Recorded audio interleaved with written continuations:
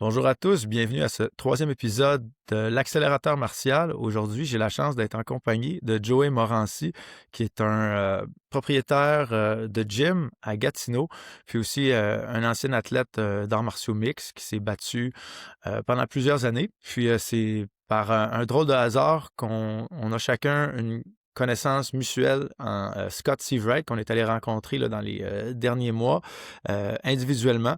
Donc, Joey et moi, on habite dans le même pays. On a des vies qui se ressemblent, mais on se connaissait pas là, avant il y a quelques jours. Puis aujourd'hui, c'est littéralement la deuxième fois qu'on se parle. En toute transparence, on s'est très peu préparé pour ça, là. On y va vraiment dans l'approche écologique, donc non scriptée, puis en espérant que ça soit coopératif. Puis c'est ça. Donc, d'abord, bienvenue dans notre podcast. Joey, comment vas-tu? Ouais, ça va très bien. Je m'excuse d'abord, mon chat est un peu partout. Mais ouais, ça va bien, très bien. Merci beaucoup pour m'avoir invité.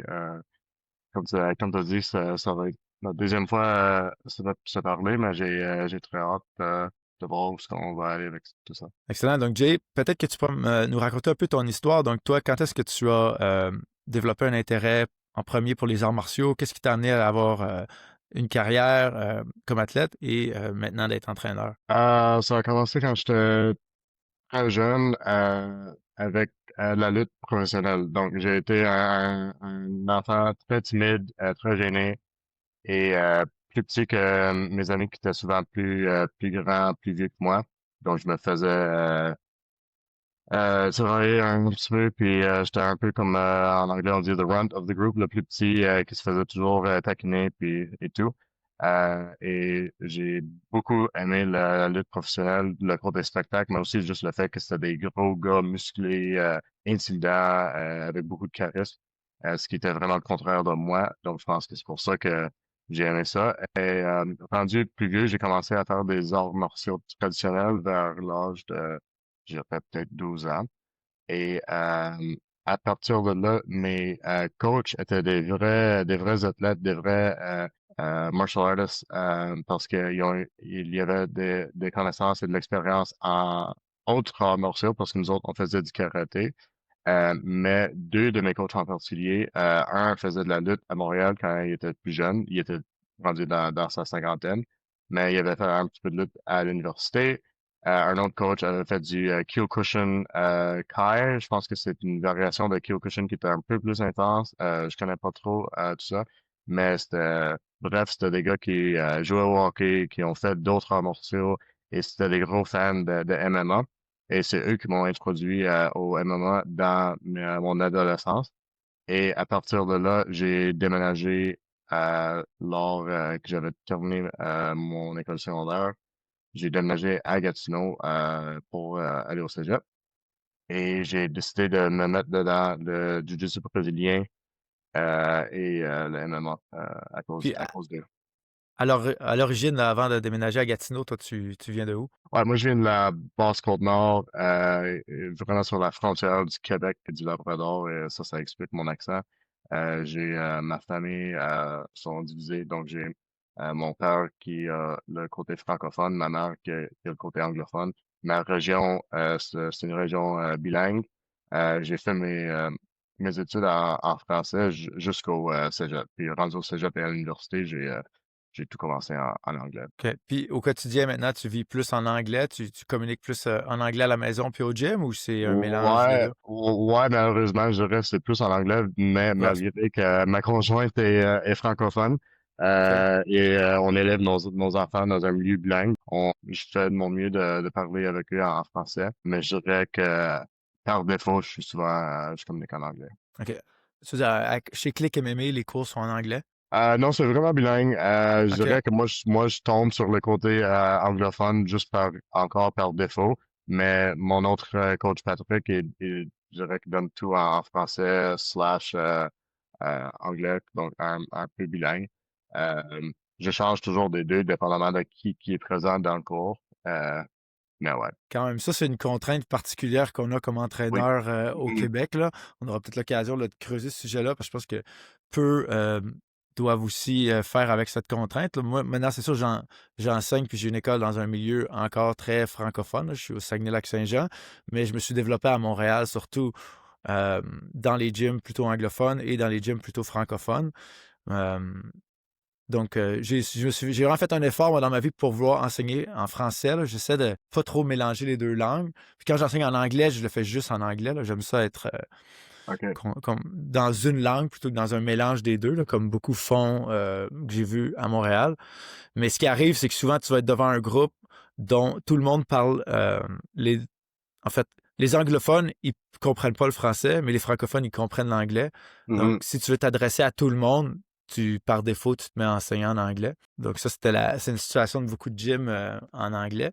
En tout cas, ça pourrait être un sujet, c'est politique aussi, là, mais moi, personnellement, je vois la contrainte de la langue comme quelque chose d'extrêmement positif. J'aime pas, je crois que de m'être forcé à enseigner en français, ça m'a obligé à réfléchir un petit peu plus aux mots que j'utilisais. Et je Ouais. considère que c'était une contrainte très productive, tu sais, parce que l'anglais et le français sont des langues qui ont une mécanique, si je peux dire, très différente. Là. Mhm. Donc, on arrive à exprimer les mêmes choses, mais on doit le faire par des tangentes différentes. Donc, l'anglais a certains avantages, mais le français aussi, ça a aussi certains avantages, je pense. Mais si on ne fait pas l'effort de vraiment se forcer dans une langue, de se contraindre à utiliser la logique d'une langue, on ne bénéficie pas, je crois, de ces avantages-là. Mais je trouve que tu as vraiment un bon français à date. À chaque fois qu'on Merci. s'est parlé, c'est vraiment très clair quand tu parles. Euh, donc après ça, donc toi, tu es devenu athlète en premier, tu as été un élève en premier comme la plupart des gens. Avais-tu plus un intérêt, tu dirais, pour l'aspect frappe des arts martiaux mixtes ou l'aspect lutte, ou est-ce que tu voyais vraiment la chose comme un tout? J'aurais plus l'aspect lutte, mais quand même, le tout ensemble m'intéresse le plus au fond des choses. Surtout rendu plus vieux, j'ai une grosse appréciation pour le mélange, puis euh, j'aime j'aime moins séparer les arts quand il est le temps de s'entraîner, de préparer le monde.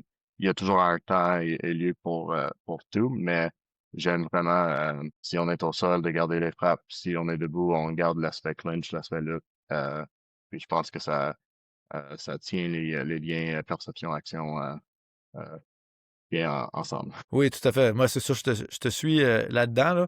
Là. Même si moi, je vais lancer des cours de kickboxing ici, là, suite à ma visite chez Scott. Mais je pense que vraiment, si on veut développer des compétences en arts martiaux mixtes, il faut pratiquer la discipline de la façon la plus représentative possible. Toi, t'as une cage dans ton gym? Malheureusement, non. C'est quelque chose que je veux vraiment et j'essaie de trouver les moyens d'avoir une cage. Maintenant, j'ai pas une grosse salle, donc j'ai trouvé quelque chose qui fera peut-être la peur. C'est une cage qui est pliable. Donc, on peut le mettre de côté au besoin.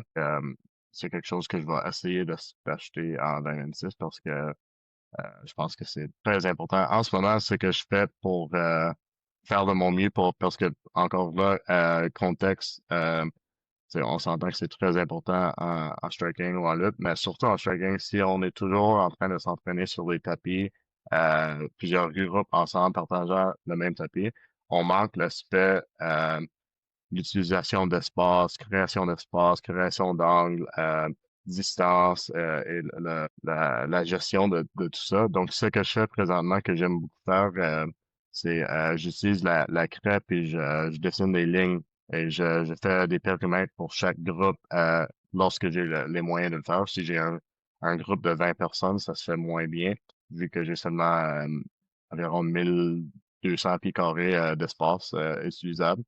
Mais lorsque j'ai des petits groupes, ce qui est vraiment le fun, c'est si on est qu'une douzaine, j'utilise le tapis en 6 carrés ou même des fois je fais des mini hexagones ou octogones et on fait beaucoup de situations en respectant ces démarcations. Ah, c'est très intéressant. J'avais jamais pensé à utiliser de la crème, mais en tout cas, je vais peut-être commencer à le faire.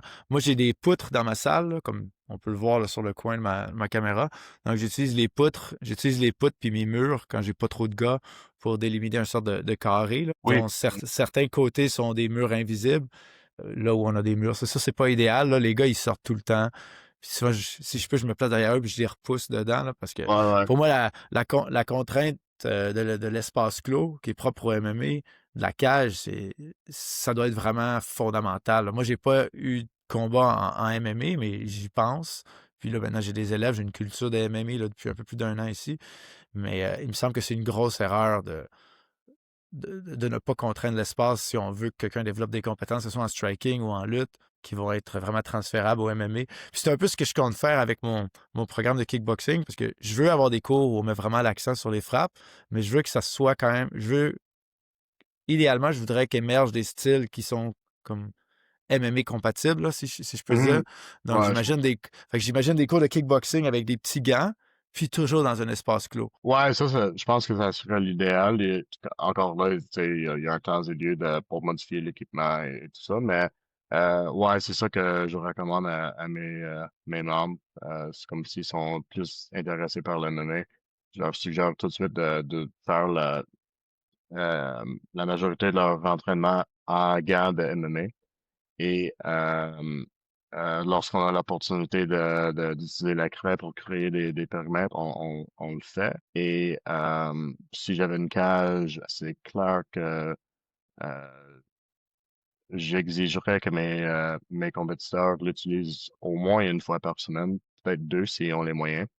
Et on ferait en sorte qu'on pourrait l'utiliser en groupe, peut-être une ou deux fois par semaine si on avait les moyens. Ainsi que je leur laisserais l'utiliser sur leur propre temps, peut-être en tu sais, deux à quatre personnes, une session où ils ont plus d'autonomie, puis ils font leur ronde dans la cage seuls, puis se gèrent tout seuls. Puis je pense que s'il y avait l'option de faire ça tu sais, un autre une fois, deux fois semaine, je pense que il serait très familier. Ouais. Écoute, je suis vraiment sur la même longueur d'onde que toi. Moi, je suis dans le processus là, d'en acheter une, Oh, de super. commander ma première cage parce qu'on va agrandir là, en début d'année. Puis là, je vais avoir l'espace. Puis, c'est vraiment une contrainte d'espace en ce moment avec Mhm. les poutres, la façon dont le sous-sol est fait ici. J'ai pas le 10 mètres carrés que ça me prend pour rentrer la cage, mais là, je vais pouvoir rentrer une cage au complet. Puis moi aussi, j'espère maximiser son utilisation. Puis vraiment, moi, j'offre tout le temps aux compétiteurs, disons, aux membres plus motivés de l'école de venir s'entraîner lorsqu'ils ont du temps Mhm. libre, là, parce que la Ouais. salle est souvent pas occupée, probablement comme la tienne. Là. Puis, ben, j'espère que la cage va être utilisée. J'ai souvent été surpris parce que moi, j'ai été prof de Jiu-Jitsu là, pendant tout mon développement. Puis mais j'ai souvent été prof dans des écoles de MMA. Puis j'étais surpris de voir la cage assez rarement utilisée dans les clubs où je suis allé. Là. Il y a quand même encore une culture, j'ai l'impression, de on prépare les gars pour le MMA, mais on leur fait pratiquer les disciplines de façon comme isolée les unes des autres. Et je sais pas, est-ce que toi, d'abord, tu donnes des cours de kickboxing ou ça, c'est juste grappling MMA, tes cours? Non, je donne un peu de tout, surtout le MMA et le grappling, mais je donne présentement deux fois par semaine le striking aussi. OK. Puis, dirais-tu que vous avez l'ambition, Click MMA, de développer une équipe, mettons, de grappling, une équipe de MMA, puis une équipe de kickboxing, ou c'est principalement une équipe de MMA? C'est quoi ton focus principal sur le plan de la compétition? Si c'était entièrement à moi à décider, si je pourrais vraiment être un coach top-down qui gère tout avec excuse-moi pour mes anglicismes, un iron Non, c'est fist. Mais ça serait vraiment juste le MMA, puis on utiliserait les compétitions de striking ou de grappling comme pour le développement de l'athlète. Euh, Par contre, j'ai un gym avec une centaine d'élèves et certains parmi entre eux vont peut-être vouloir explorer le grappling plus profondément ou le striking.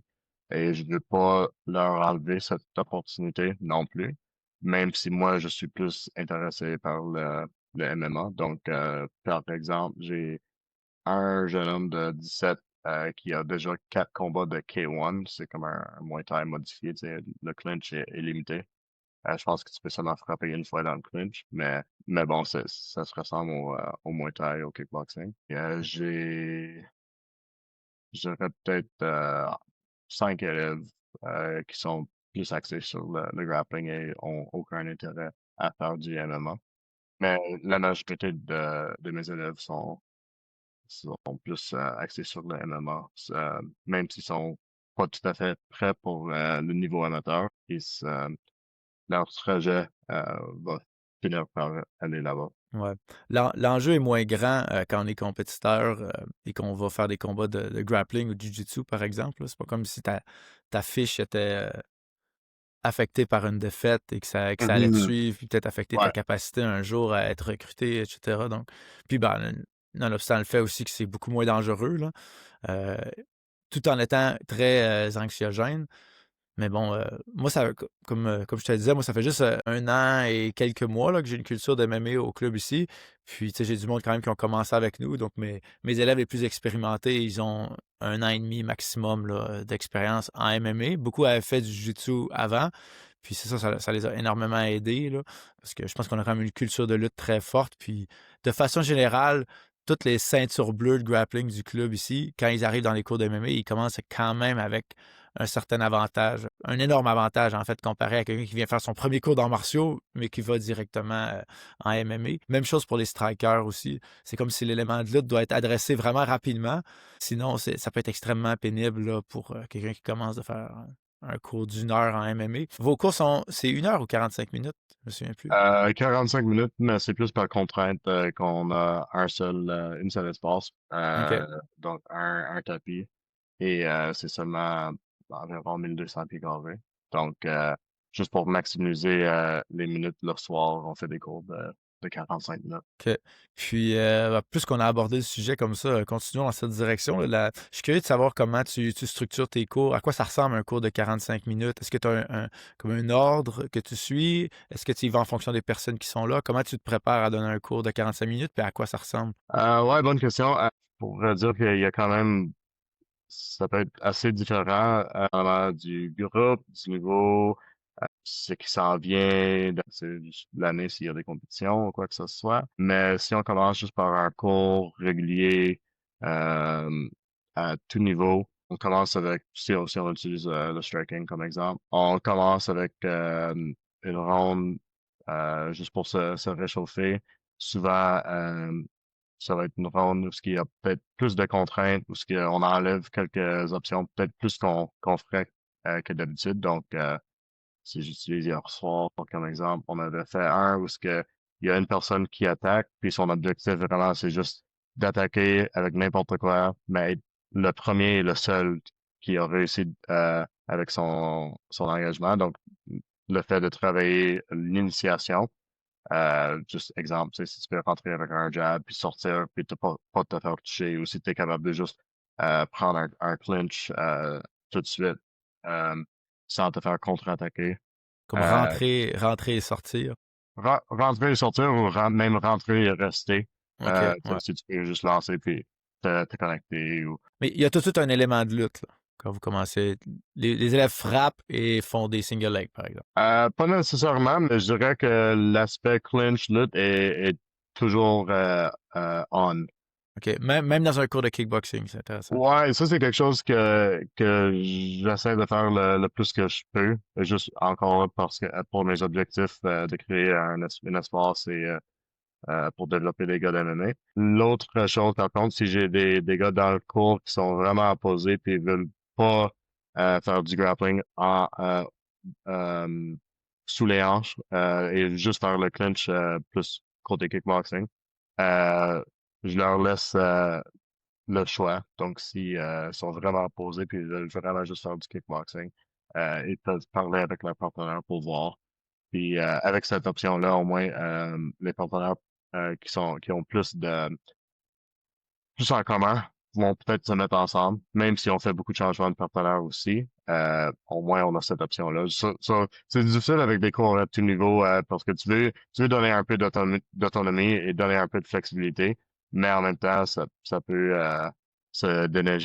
dégénérer en même temps. Donc, ouais. OK, non, c'est intéressant. J'avais l'idée là, récemment là, que c'était vraiment important de travailler le clinch dans un contexte de kickboxing, ne serait-ce que si on voulait que le kickboxing se transfère en MMA et même que le grappling se transfère en MMA, tu sais, surtout tu sais, sur la question des balayages, par exemple, des fauchages, juste l'interaction pied à pied. Là. Un Ouais. grappler, quelqu'un qui est habitué debout de faire des balayages puis d'avoir ces interactions-là, il peut être assez rapidement compétent ou faire des trucs comme vraiment qui vont être très surprenants dans un cours de kickboxing en position de clinch. Tu sais. Donc, ça peut être utilisé quelqu'un qui a un bon arm drag, par exemple, ou qui est bon pour agripper les épaules. Euh, bref, je pense qu'il y a un certain transfert qui se passe là. Puis je veux dire, le fait d'avoir un mur derrière soi aussi, ça facilite énormément le rapprochement puis la connexion. Tu sais. Tandis que debout, dans un match de lutte, la personne elle peut toujours reculer puis elle n'est même pas pénalisée en grappling. Donc je trouve que c'est beaucoup plus facile de clincher debout lorsqu'on est restreint dans l'espace. Puis dans ma conception, moi, de mes jeux, je pense souvent en termes d'engagement. Puis après ça, d'engagement connecté. Donc, je fais des jeux où on est plutôt en train d'engager, puis on cherche un avantage initial. Ça. Là, je vais donner, je vais leur dire de se concentrer sur la prise d'angle ou déborder le partenaire, ou je vais leur dire de chercher quelque chose. Puis après ça, l'objectif souvent qui était, disons, la condition gagnante de ce jeu-là d'engagement, qui était peut-être de se connecter, devient le point de départ du prochain jeu.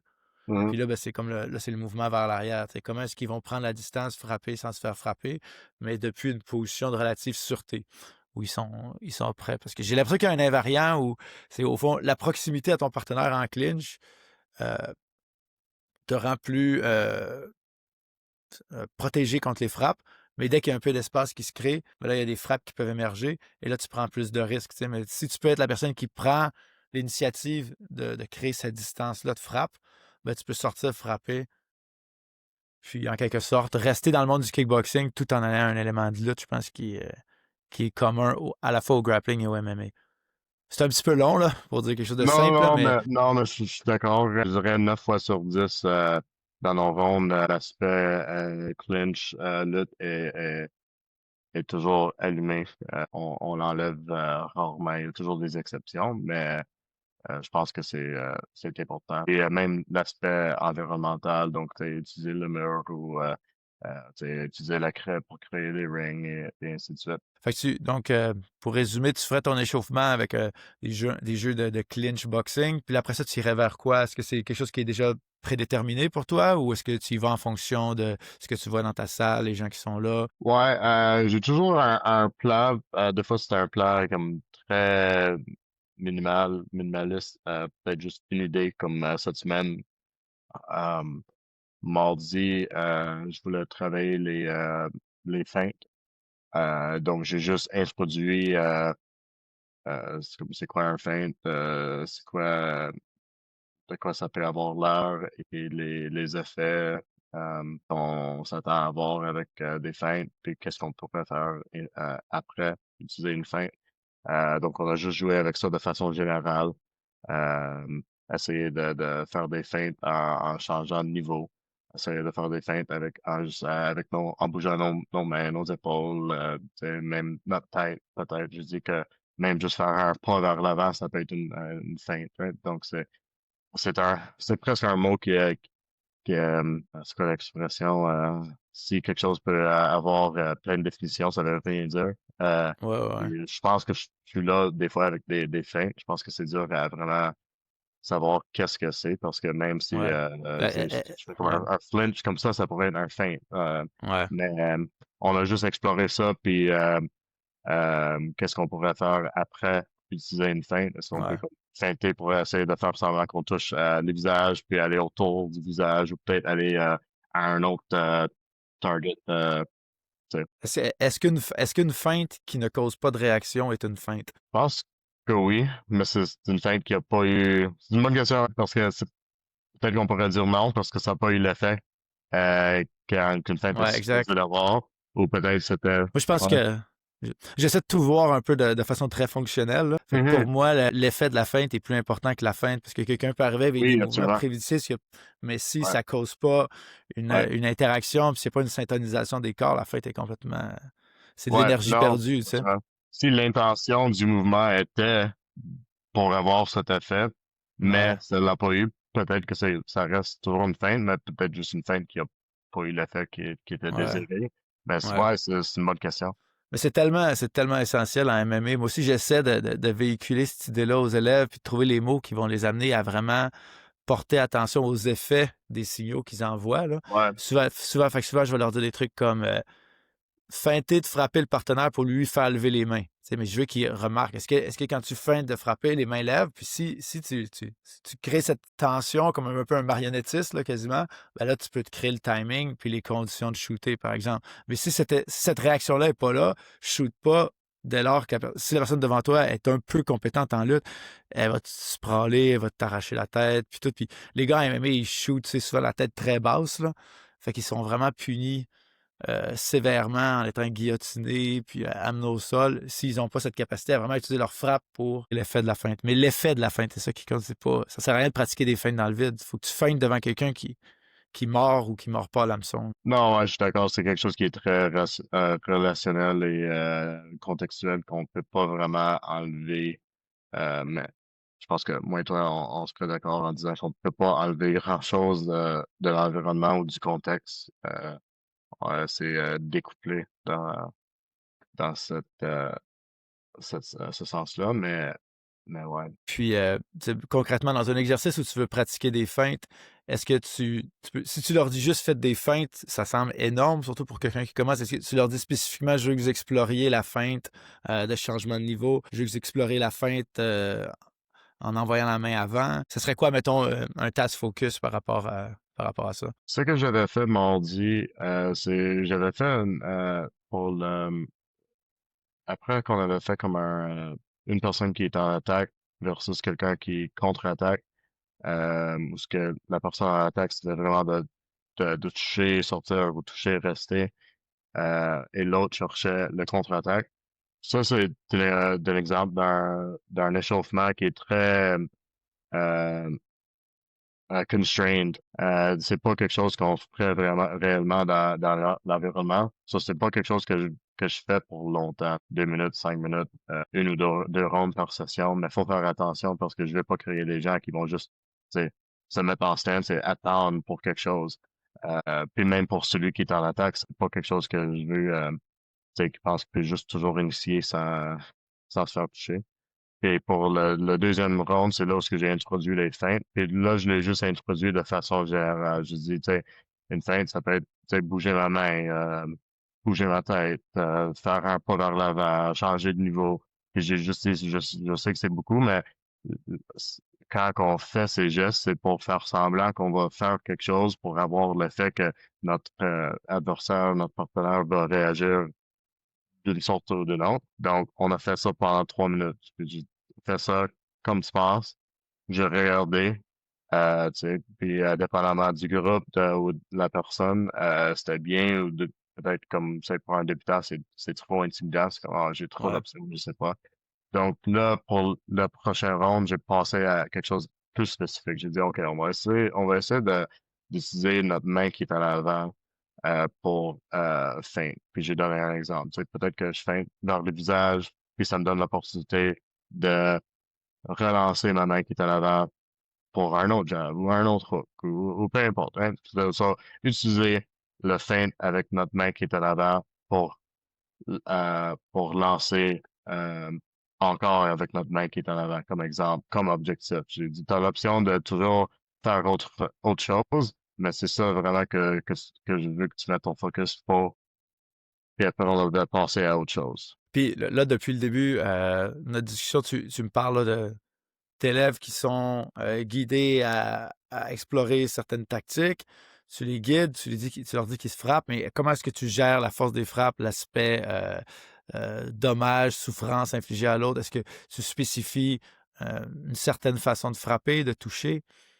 Est-ce que tu permets des coups à la Oui. tête? Ouais, donc je permets les coups à la tête, mais euh, seulement pour du monde qui ont plus d'expérience, puis ça va dépendre pour tout le monde et pour les adultes. Donc si tu es en bas de 18 ans, t'as pas le droit de frapper à la tête, peu importe ton expérience. Mais je dois dire ça en clarifiant que j'ai peut-être 4 gars en bas de 18 où je leur laisse aller à la tête après avoir parlé avec leurs parents, puis parce qu'ils font des exhibitions avec contact à la tête, puis les parents sont corrects avec ça. Même si moi, je pense pas qu'un parent peut vraiment euh, consentir pour leur enfant dans ce contexte. Euh, Technically, je pense pas qu'ils peuvent, mais ça se fait dans autre sport, puis bon, c'est un compromis que j'ai fait. Donc, je dirais que j'ai peut-être 4 gars de 17 ans que je laisse aller à la tête. avec eux, je regarde beaucoup parce que c'est quelque chose qui m'inquiète. Est-ce que tu essaies de les dissuader? Ou... Oui, oui et non. Ce que j'essaie de vraiment promouvoir, c'est une culture où ce qu'on va très légèrement à la tête, aussi une culture de MMA. Donc, je veux pas créer des gars qui veulent vraiment juste être des boxeurs, où ce qu'on s'entend qu'il y a juste deux cibles, la tête et le corps. Donc, je pense que c'est un sport très difficile à s'entraîner, surtout si on essaie une approche plus psychologique. Ça se fait quand même. Il y a quelques coachs qui le font. Mais je pense que ça, c'est une barrière exceptionnelle à dépasser pour eux. Donc, ouais, niveau culture, donc se baser plus sur le MMA où il y a beaucoup plus d'options. Une culture en anglais, culture of care, ça, c'est pour être prendre soin de nos partenaires. Je, je, je répète souvent qu'est-ce qu'on vise comme idéal quand on fait notre sparring et nos frappes à la tête. C'est vraiment juste de toucher, pas de passer à travers, d'aller vite, mais même des fois peut-être juste comme frôler la tête au lieu de vraiment toucher. Euh, Puis c'est quelque chose que lorsque tu as plus d'expérience, ça se fait de mieux en mieux. Parce que tu vas trouver tes frappes ou tes contre-attaques et tu peux même la lancer, puis même peut-être manquer par quelques centimètres, puis je pense pas que ça nuit à ta Ouais. performance. Je pense que l'intention de frapper, c'est peut-être plus important que frapper, si on parle de perception-action. Si on parle juste de, tu sais, capacité, conditionnement, il va y avoir un temps et lieu pour frapper plus fort et se donner, mais je pense que on peut quand même séparer les deux juste pour faire un compromis Ouais. pour la sécurité et la euh, wellness de nos athlètes. Ouais, Scott Seabright est connu pour dire que tu peux frapper de trois façons. Tu peux frapper de façon précise, de façon rapide, puis de façon en puissance là, ou forte. Là. Donc, il dit, donc nous, on garde la précision, on garde la vitesse, mais on enlève la force. Puis, Ouais. Mais oui, c'est je suis difficile. aussi... Oui, c'est ça. C'est Ouais. ça. Mais moi, je continue de présenter ça comme des jeux de tag. Là. Je sais que ça fait un petit peu enfantin, mais je trouve que l'analogie est vraiment bonne parce que tu vois des jeunes jouer à la tag ou juste toi-même comme adulte. Imagine-toi jouer à la tag, toi et moi on joue à la tag, on va se toucher d'une façon extrêmement rapide et précise.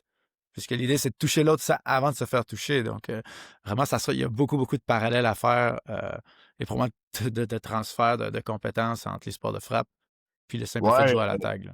Et même quand j'ai commencé à introduire tout ça dans mon gym, au début, on faisait souvent des réchauffements de tag où on n'avait même pas de gants. Puis c'était vraiment juste le fait de toucher avec l'intérieur de la main. Je fais ça de moins en moins, mais simplement parce que la culture est plus sécuritaire qu'avant, puis les gars sont plus euh, playful. Donc, c'est moins, on a moins besoin de ça. Mais même à ça, tu sais, avec des débutants, ça peut être beaucoup moins instimulant. Commencer par un petit jeu de tag où on touche au lieu de penser à ça comme on frappe. Tu vois, moi, je suis, comme je te disais, ça fait beaucoup moins longtemps que toi que j'ai ma culture de MMA ici, mais j'ai récemment permis à 4 de mes athlètes de frapper à la tête s'ils le voulaient entre eux. Donc, c'est eux qui vont choisir la fréquence de, de coups à la tête à chaque semaine. Je leur dis, vous n'êtes pas obligé de tout le temps pratiquer comme ça. Puis, Mhm. j'utilise aussi le concept là, que j'ai pris de Scott Seabright de coups à la tête occasionnels. Donc, il y a comme une transition entre les coups aux épaules puis les coups à la tête où on va continuer de toucher les épaules, mais on va se permettre de toucher la tête de temps en temps. Donc, si 10 Mhm. coups seraient envoyés à cet endroit-là, ben, peut-être que 2 vont vraiment toucher à la tête, puis les 8 autres vont toucher à l'épaule. Puis, tu sais, c'est des gars qui s'entraînent depuis assez longtemps avec nous, qui ont vraiment assimilé, je pense, la reconnaissance de s'être fait toucher. Puis ça, je te dirais que c'est peut-être le truc qui m'inquiète le plus là, quand je vois des élèves qui semblent pas respecter l'attaque d'épaule. Là. Parce que Mhm. pour moi, on dirait que le jeu fonctionne pas. Tu sais. Donc, il faut vraiment prendre au sérieux de pas vouloir se faire toucher à l'épaule pour que je pense qu'il y ait des transferts après. Mais quand il y a le risque de se faire frapper au visage, ben, il y a personne qui fait juste rentrer là, en ligne droite.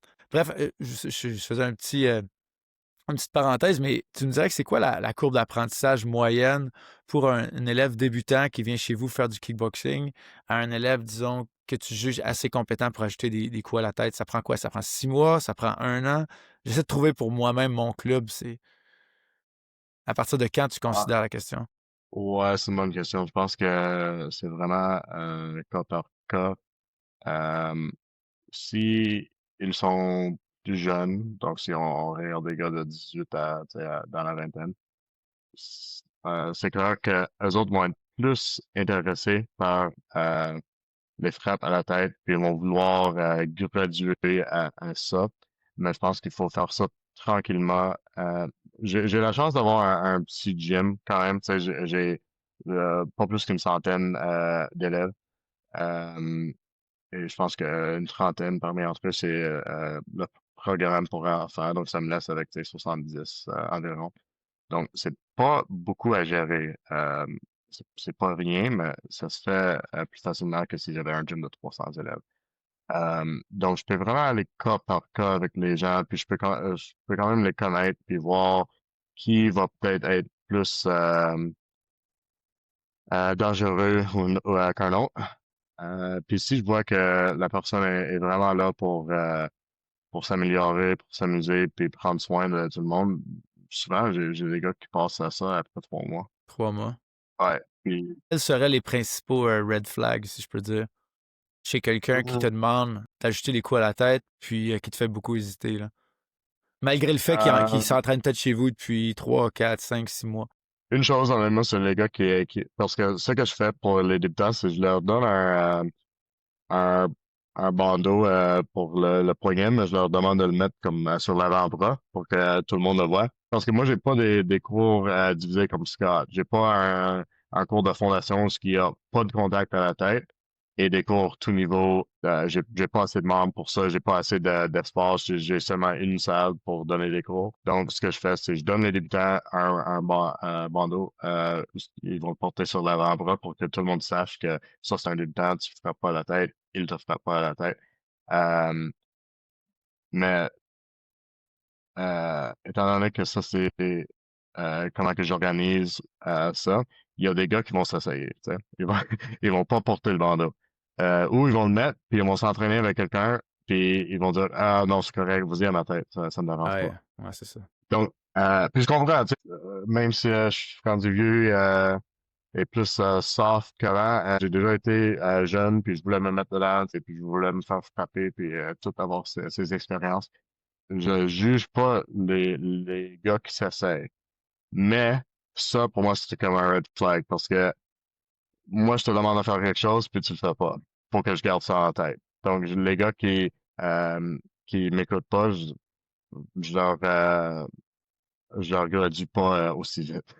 Ah, c'est vraiment une bonne idée. Je pense que Scott a déjà fait ça, l'idée de comme quasiment d'un système de ceinture. Ouais. Parce que le signalement est bon, là, parce qu'il y a plein de monde, tu ne sais pas, c'est pas comment jouer ça avec le kimono, tu vois la ceinture de la personne, tu peux présumer à peu près son expérience. C'est une bonne idée, mais on est vraiment dans des situations similaires. Moi aussi, j'ai une centaine de membres, 1300 pieds carrés à peu près là, de tatami. Mais fait que j'ai pas assez de monde puis assez de place, assez de volume pour offrir des cours de différents niveaux, tu sais, où j'aurais trop peu de gens dans mes cours. Mais là, maintenant que je vais avoir 2 salles, je vais pouvoir considérer ce genre de choses-là. Puis c'est sûr que Mhm. moi, je pense que c'est la contrainte principale du prof d'arts martiaux, c'est qu'il ne sait pas qui va être là à son cours. Genre. Ouais, absolument. On dit, genre, on se parle de planification, mais en réalité, on ne peut jamais vraiment planifier. Là. On peut juste arriver Non. préparé, comme dit, je ne sais plus quel gars dans la sphère. Puis, tu sais, je trouve qu'il y a quelque chose d'un peu paradoxal de voir, je ne veux pas bâcher personne, des gens comme Greg Saunders qui, là, commencent à vendre des vidéos d'instruction Mhm. dans une approche comme la nôtre, parce que, en toute transparence, moi, je les achète, les vidéos d'instruction, parce que je veux voir qu'est-ce qu'ils se disent, mais je les utilise jamais. J'utilise jamais ce que je Non. trouve dans les vidéos d'instruction. Je regarde s'il y a du contenu, genre de jeu pour apprendre le MMA sur YouTube. Moi-même, j'en produis du contenu où j'essaie d'aider les coachs qui veulent commencer à faire ça, mais au final, j'ai tout le temps ma salle, puis à la fin de mon cours, je suis allé dans les tangentes que j'avais pas planifiées du tout, là. Et c'est Non, je suis peut-être d'accord. c'est comme pour moi ça devient vraiment l'art de coacher. Tu sais. Je trouve pas qu'il y avait un grand art dans le fait de coacher de la façon traditionnelle parce que tu arrivais avec les détails qui étaient censés être les détails parfaits, l'idéal du mouvement. Puis quand quelqu'un ne comprenait pas, tout ce que tu avais, c'est de lui répéter en lui donnant plus d'informations tout le temps. Donc, tu tu arrivais préparé, puis ensuite, tu fais juste réciter devant les personnes. Alors que c'est un peu plus que ça quand même, coacher, je dirais, dans l'approche traditionnelle, mais ça n'a tellement rien à voir avec ce que c'est que de coacher vraiment quand tu as un groupe qui se présente, puis il faut que tu sois capable de leur présenter quelque chose qui répond à leurs besoins. Ça, en plus, quand tu as des groupes mixtes comme nous, où on a des débutants, des avancés, des fondamentaux, c'est quand même tout un casse-tête. Mais Non, c'est un défi impossible, à mon avis. Je pense pas que ça se fait. Tu sais, c'est correct d'avoir des plans, des idées, mais je pense qu'ils doivent être très flexibles.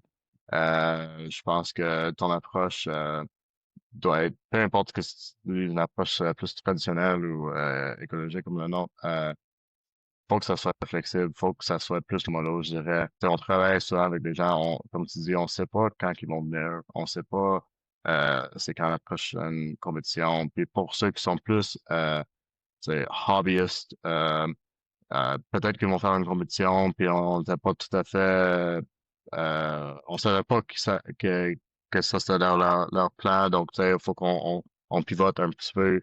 Peut-être qu'il va y avoir des exhibitions qui s'en viennent où on s'attendait pas allait y avoir un événement si proche. C'est vraiment le chaos. Donc, je pense que s'il y a des gars, peu importe qu'ils soient dans notre espace ou l'espace traditionnel, si tu as des gros plans de match pour tes cours ou si tu as un curriculum, je pense que je sais pas si l'expression se dit en français, mais t'as manqué de bateau. ouais, C'est ouais. pas, Ah c'est non, pas là. je pense aussi que les curriculums, c'est un des pires outils pédagogiques qui a jamais été donné Non, aux coachs modernes, là. ouais. Euh, euh, Moi, ici chez Jiu-Jitsu Saguenay, on a reformulé notre offre de cours là, il y a quelques mois. Puis je pense que, en tout cas, je suis content de la direction qu'on a prise là. Euh, Puisque justement, je suis dans la même situation que toi, là, une centaine de membres, euh, la nécessité de donner des cours où je mélange tous les niveaux ensemble. Donc là, maintenant, on donne, je dirais, un cours sur deux est un cours que j'appelle thématique. Donc, dans le fond, moi, j'arrive, je propose un thème, puis il y a comme un fil conducteur, là, tu sais. Fait que c'est, mettons, genre, se connecter derrière les genoux, tu sais, établir la connexion derrière les genoux, rester connecté derrière les genoux. Qu'est-ce qu'on peut faire pour attaquer les membres du partenaire depuis ce genre de connexion-là? Quels sont les différents alignements qu'on explore lorsqu'on est connecté derrière des genoux? Quelle orientation? Torse vers ton torse, mon torse vers tes jambes, etc., etc. Je peux monter un cours là, vraiment rapidement à Mhm. partir d'un thème, fil conducteur, puis je passe à travers les alignements, puis tout ça. Puis je te dirais que l'autre moitié de nos cours, c'est ce qu'on appelle des ateliers. Puis les ateliers, c'est des open mat où il y a du temps qui est un peu planifié pour que les élèves discutent puis développent leur propre jeu. Fait que dans cette optique-là, où j'ai des cours thématiques, puis des genres de open mat supervisés, ben, je vois mes cours thématiques comme étant un peu la matière que les élèves peuvent amener dans les cours d'atelier, où ils peuvent s'inspirer de l'idée des thèmes. Je trouve que là, récemment, j'ai l'impression que la culture ici a vraiment évolué vers justement plus d'autonomie. Même quand je mets un open match, genre juste des rounds de 5 minutes, après 40 minutes, le monde commence à discuter. Je suis comme, OK, ben là, peux-tu commencer là? Je vais essayer de rester derrière ta tête. Ils disent, ah, j'essaie de rester derrière ta tête à ce moment-là, mais tu n'arrêtais pas de me regarder. Qu'est-ce que tu faisais? Ah, j'essaie de rentrer mes pieds. Puis là, il y a cette culture-là plus autonome qui se crée, qui aide énormément parce que ça fait que les Mhm. avancés, ils réussissent à avoir des interactions vraiment intéressantes avec les gens qui commencent. Puis, je veux dire, la progression de mes ceintures blanches en ce moment est juste fulgurante. Genre, j'ai quatre ceintures blanches là, tout de suite qui me viennent en tête, qui ont une progression en ce moment là, que j'ai jamais vue. Là, tu sais, ça fait 6 mois qu'ils s'entraînent, les gars, puis ils sont trop bons, trop rapides, ils s'adaptent vite. Puis, cette progression-là, je suis sûr qu'elle est en partie causée par le fait qu'il y a beaucoup d'open mat maintenant. Alors qu'avant, c'était presque tout le temps des cours thématiques, si je peux dire. Tu sais. Et peut-être un open mat par semaine. Mais là, développer la culture du open mat pour qu'il y ait de l'échange, pour que les élèves n'aillent pas voir les élèves avancer en leur disant montre-moi comment faire ça, mais Mhm. présente les problèmes rencontrés. Moi, c'est vraiment une direction qui me plaît beaucoup. Je veux faire ça en MMA. J'ai moins de monde en MMA. Fait il y a moins cet espace-là, mais les gars d'MMA, je les invite tout le temps à venir quand même aux ateliers puis à workshop ensemble. Et ça, je Mhm. pense que c'est la meilleure façon d'avoir des entraînements individualisés. Tu sais. Ouais, je suis d'accord. Puis c'est pas facile à monter, surtout que si il y a du monde qui ont tu sais, des ententes tu sais, qu'est-ce que c'est venir payer un abonnement quelque part puis pour apprendre et tu sais, qu'est-ce que ça veut dire apprendre. Mais si tranquillement tu peux introduire ces idées d'autonomie, puis tu sais, en faisant des open mat peut-être un peu structurés comme tu fais, je pense que c'est une très bonne idée. Puis, tu sais, tranquillement, tu commences à avoir des gens qui sont plus engagés dans leurs entraînements, puis ils mettent vraiment dans leurs propres mains pour vraiment résoudre leurs propres problèmes, travailler sur qu'est-ce que eux veulent travailler dessus. Puis, je pense que vraiment le, le c'est même mon objectif ultime, ça serait vraiment si je pouvais juste avoir des cours d'MMA où ce que on rentre puis tu sais, on commence avec un échauffement qui se ressemble pendant toujours à chaque cours, peut-être comme en anglais j'appelle ça catch and release, donc tous les frappes, on a le droit de les faire, mais on arrête dès qu'on est connecté en clinch, soit comme une jambe, deux jambes, euh, main connectée autour du torse ou du collier de force ou quoi que ce soit. Puis on catch and release. Donc on attrape, on lâche, puis on continue.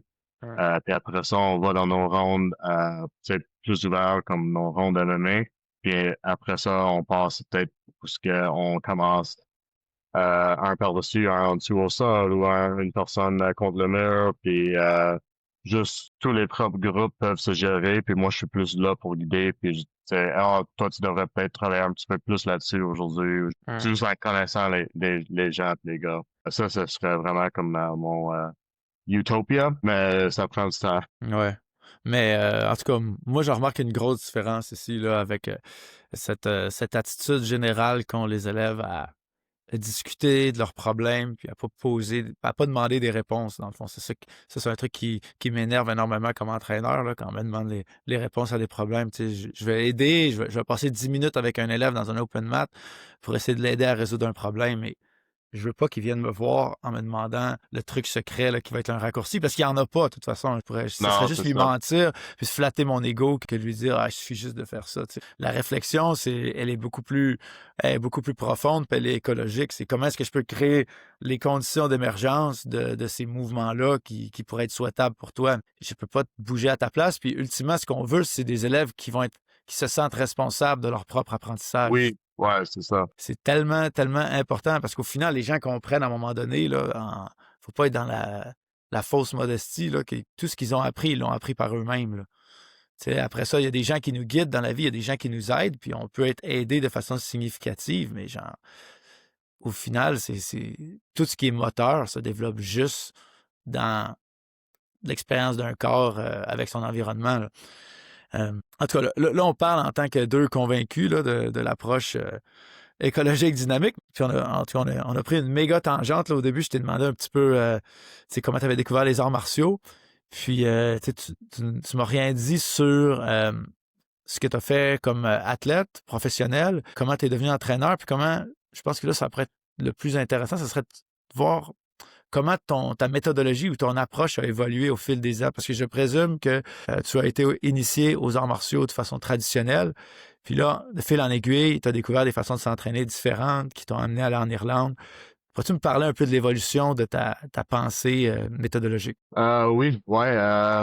Je pense d'abord j'ai l'aspect comment s'entraîner, comment apprendre a quand même commencé jeune, complètement par hasard. Parce que quand j'ai commencé à faire du MMA et du Jiu-Jitsu brésilien, j'étais à un gym qui s'appelait Ottawa Academy of Martial Arts, OAMA à Ottawa. Un très bon gym, surtout en gi. Moi, je voulais commencer à faire du MMA tout de suite, mais la culture à Oama et plusieurs gyms dans ce temps-là, puis même encore aujourd'hui, à un certain point, c'était vraiment, tu commences par peut-être du Jiu-Jitsu ou du Muay Thai, puis là, tu ajoutes l'autre, puis euh, tu finis par essayer de mélanger les deux sans trop te vraiment t'entraîner en MMA. Mais bon, j'ai fini par choisir le Jiu-Jitsu brésilien. Puis dans ce temps-là, je pense que 5 jours ou même 6 jours sur 7 de la semaine, que du gi. Je pense qu'il y avait 2 cours de no-gi par semaine. Même si j'aimais mieux le no-gi, j'avais pas le choix de passer par le gi. Et l'autre chose, c'est que si tu voulais faire du MMA, fallait passer par la compétition. Donc, j'ai commencé à faire des compétitions de gi. Et après un petit peu de temps, j'ai fait partie de l'équipe de compétition. Et le propriétaire là-bas, des fois, il nous suggérait des livres à lire. Et il y avait livre qui s'appelait, j'oublie le nom de l'auteur, mais ça s'appelait Bounce. Et c'était oh, ça fait longtemps. Je crois que c'était un gars de ping-pong. Je pense, il était au niveau olympique en ce jeu-là et il venait de Londres, si je me trompe pas. Lui, juste pour résumer le livre, c'était vraiment comme lui, il avait appris à jouer le jeu en le jouant parce que juste par hasard, il vivait la même dans le même quartier qu'un ancien comme expert de ping-pong qui était aussi aux Jeux olympiques ou quelque chose. Donc tous ses enfants avaient l'opportunité de vraiment comme jouer et pratiquer avec ce gars-là.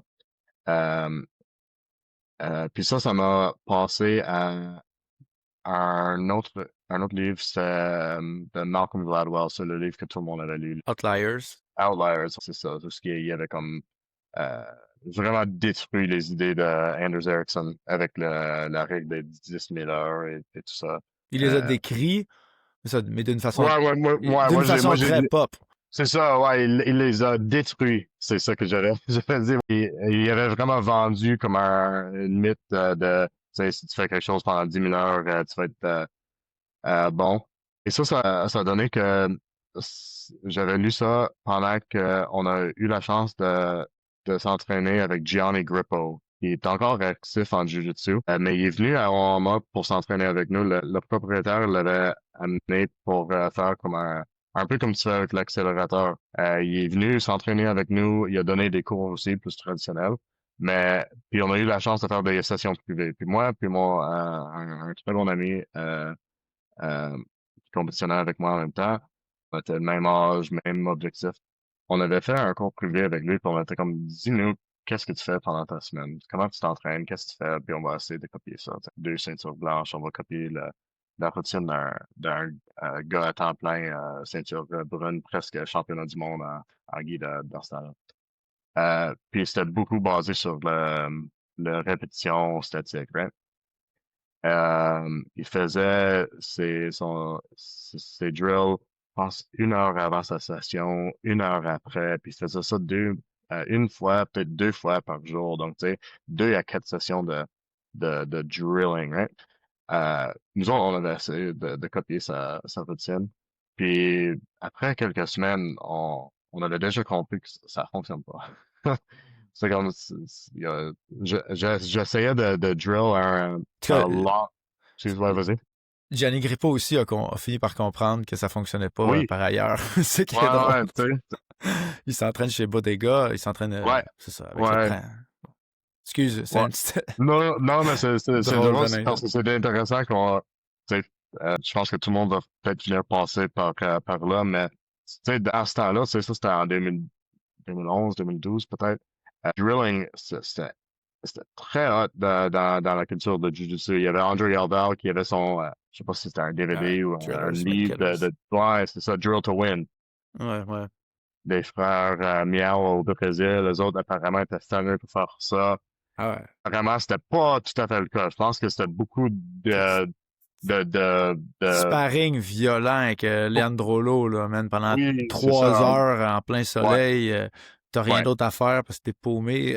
Non, ouais. c'est Euh, sparring qui les a rendus bons. Après ça, tu peux te faire accroire plein de choses. Tu sais. mhm, Ça devient comme un rituel. OK, j'ai fait mes répétitions, donc ça me donne confiance que mon mouvement est vraiment sharp. Mais ouais. tu sais, tu t'es juste étourdi. Tu aurais pu aller au sauna ou aller faire une sieste.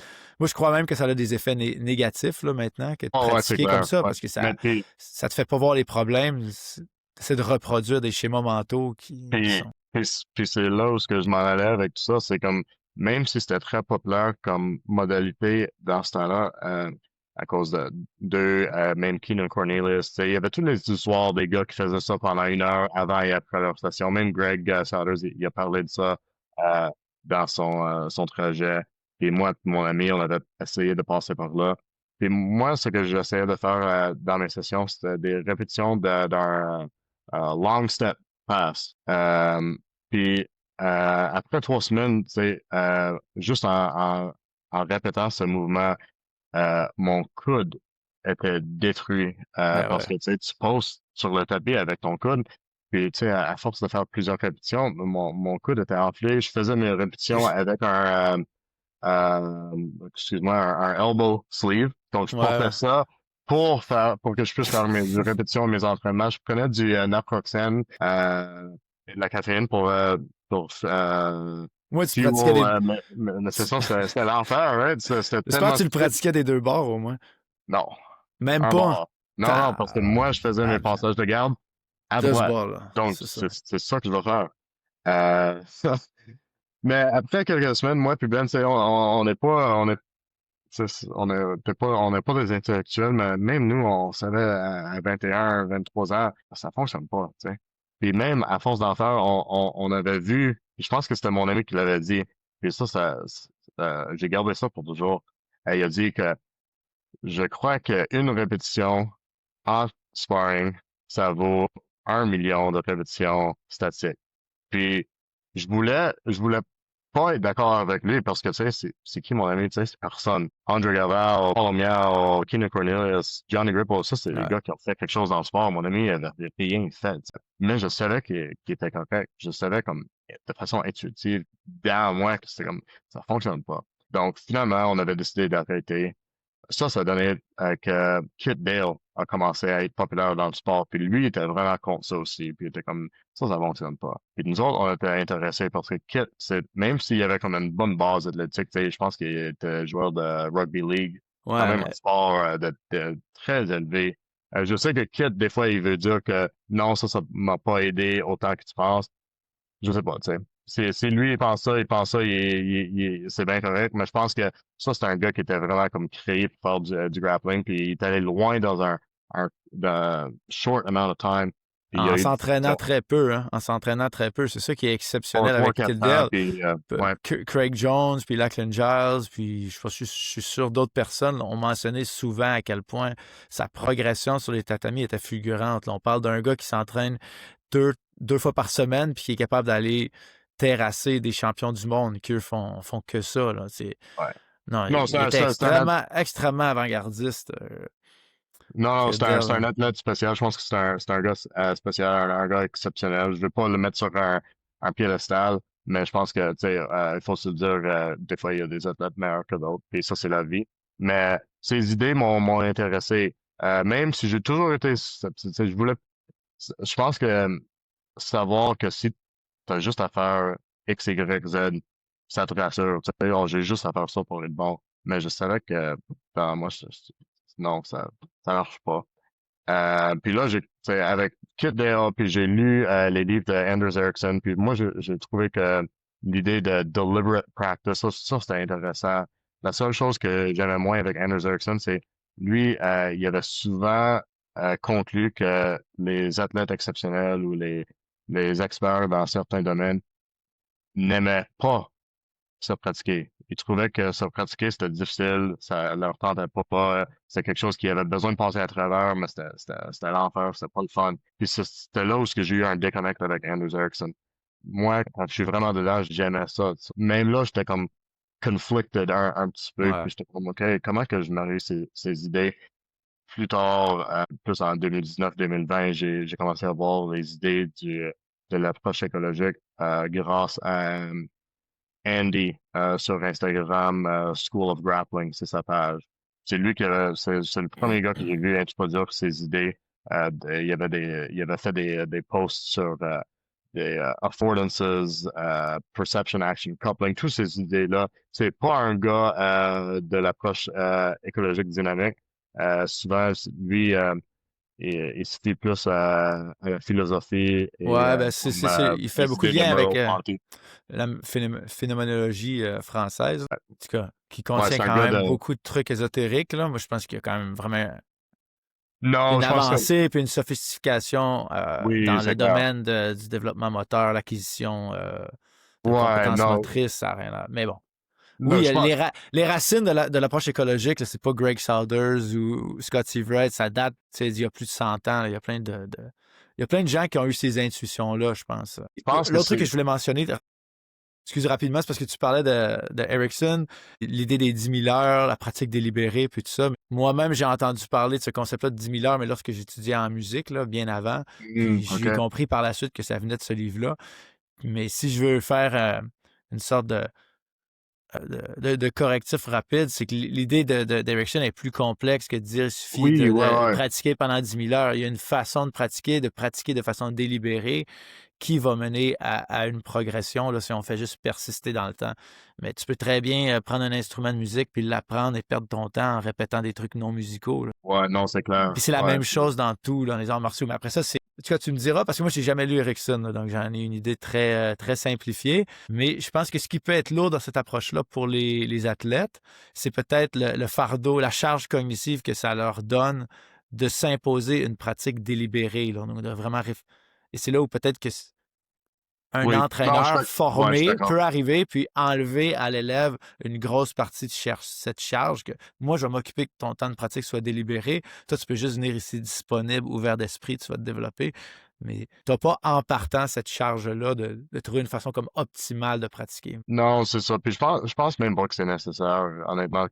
C'est clair qu'avoir un coach qui est informé puis pour te guider, tout ça, puis peut-être avoir de l'aspect cognitif, mais je pense pas que c'est nécessaire pour un athlète. Je pense que tu sais, il y a des athlètes exceptionnels qui savent absolument rien de rien. Puis c'est pas pour être méchant. Tu sais, c'est juste c'est ça que c'est. Tu sais, c'est quelque chose de très différent. Tu sais, bouger, se déplacer, faire tu sais, perception, action. Je pense que c'est des choses que c'est des idées qui expliquent tout ça. Tu sais, je pense que tu sais, Mike Tyson, par exemple, tu sais, quand il était un jeune de 15 à 18 ans, tu sais, je pense qu'il a gagné le championnat du monde à 19 ou quelque chose de fou. Euh, tu sais, personne va dire que Mike Tyson, c'est un gars intelligent. Mais moi, je pense que dans son mouvement, dans son sport comme tel, c'était tu sais, un genius. Tu sais, c'était quelqu'un qui était très intelligent dans ce contexte-là. Je pense que si on regarde l'intelligence comme juste comme une chose cognitive, oui, tu sais, peut-être que c'est juste des arguments plus dans la sémantique, mais tu sais, il y a comme une intelligence là qui Ouais. qu'on peut pas expliquer. Puis veux pas comme il a réussi à tu sais, je sais qu'il y avait des coachs et tout ça, mais je pense que comme tu sais, le mouvement exceptionnel, tu sais, c'est guidé par l'environnement. Donc, on n'a pas besoin de tous ces modèles, puis toutes ces idées, puis tout cogniser, comme tu dis. Euh, puis c'est ça qui est lourd avec Ericsson, mais je pense pas que c'est nécessaire. Right? Mais je pense qu'il y a, qu'est-ce qui est intéressant avec Ericsson, c'était l'idée de, tu sais, on, si on enlève le mot délibéré ou comme tu sais tout ce qui est peut-être plus lourd au côté cognitif, c'est d'avoir intentionality, tu sais, avoir une intention quand on s'entraîne, quand on bouge. Puis c'est ça vraiment qui est essentiel. Puis je pense que c'est peut-être ça qui est juste important qui est décrit dans ses recherches puis ses livres et tout ça. Ouais, ah, merci. Il y a de la précision. Tu disais que là, donc, tu te tournais plutôt vers le MMA.